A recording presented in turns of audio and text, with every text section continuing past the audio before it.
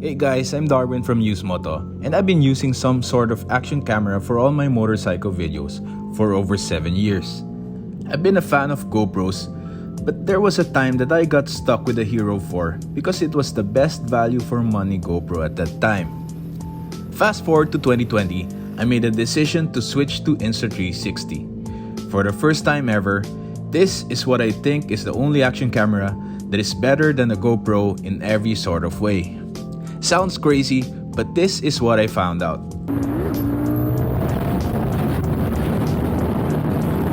It might be hard to remember, but Insta360 at its launch had a lot of bugs. The menu was low, and it had overheating issues. Sometimes it froze, particularly my unit, the One R Twin Edition.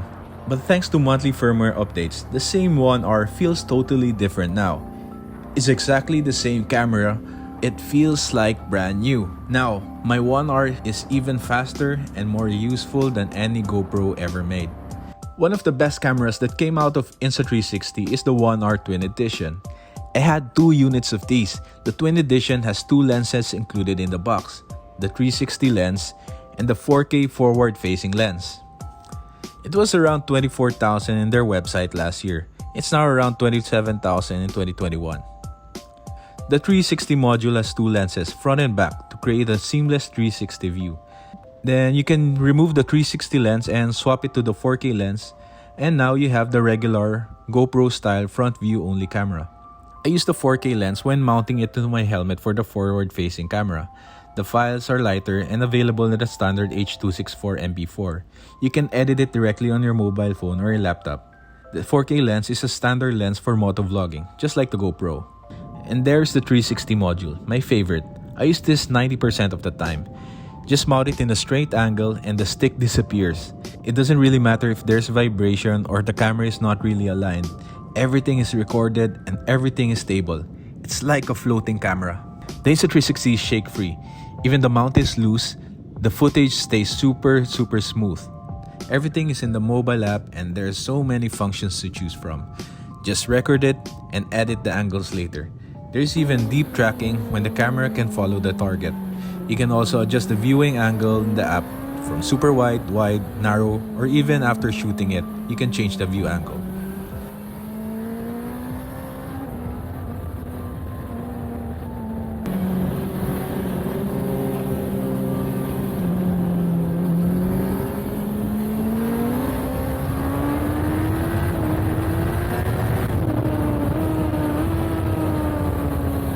And then there's also the option for Pro mode, where you can set it to manual exposure and log color mode for professional color grading. I've been enjoying the 360 One R camera in my storytelling in my vlogs. It's a great filler for B-rolls by using full laps, onboard shots, great view of the scenery. I use it for gaps to make long videos. It is also great for multi-angles. I just mount it and one angle makes a lot of footage while on tap on. Then the 4K module is also great for long recordings and talking vlogs where you can connect an external mic using the Insta360 3.5mm adapter for the USB-C. Then you can use any powered mic. But the internal mic, I also use the internal mic and it's also great when there's no wind or when I'm riding slow. I can still hear my voice very clean. Or when I'm just holding the camera, I can just use the internal mic. No mic attached, just the internal mic. And now, for front-facing cameras and vlogs, I use the 1-inch edition. This is just wow. The detail is amazing, especially in landscape and in low-light situations like sunsets and dawn. This is where the Insta360 1-inch lens shines. Your image quality stands out, and it looks like it's shot from a mirrorless camera. I use a high-speed 64GB microSD card for both 1-inch and Insta360 cameras. I only record on 4K and above. The 64GB is usually enough for one riding day, especially when I use it wisely.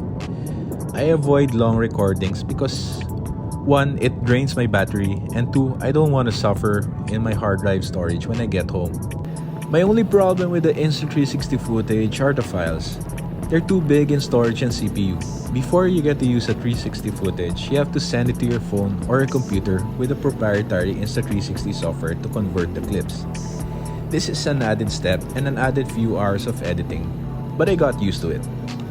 The workflow is when I get home, charge the camera with USB-C, then pair it to my iPhone, and I choose a few 60-second clips that I like, then upload it to TikTok or FB stories or Instagram stories. Then export it into portrait mode. This takes around 2 to 4 hours of additional time after I ride. Then the next step is to transfer everything to my computer. The 360 files are on .insv. It's not native to my Final Cut Pro, but it's possible. So what I do is convert my files in my 360 Studio desktop app, so I can make use of the clips in building my story on Final Cut Pro X. So what I do, choose some clips, then assemble it sa Final Cut Pro X. But you have to note the 360 files are native to new Macs, especially to the M1s and iOS devices.